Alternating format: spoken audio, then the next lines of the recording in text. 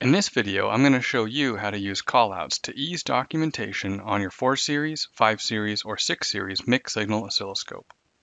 To create a new callout, tap the callout button in the top right, and then double tap the green text that showed up in the middle.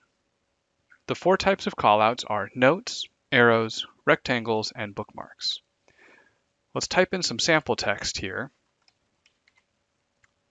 And with a note, you can format the font, the size, the color, and the styling.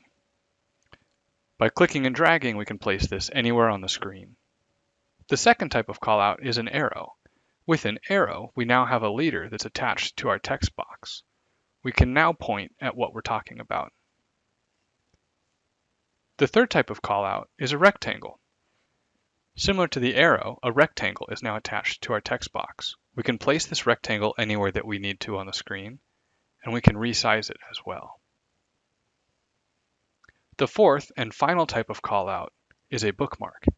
A bookmark reads out what the value is for our measurement at any time relative to our trigger position.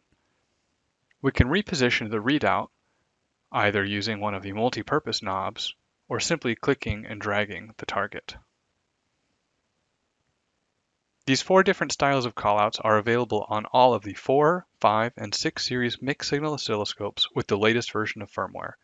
Go to tech.com to download and install now.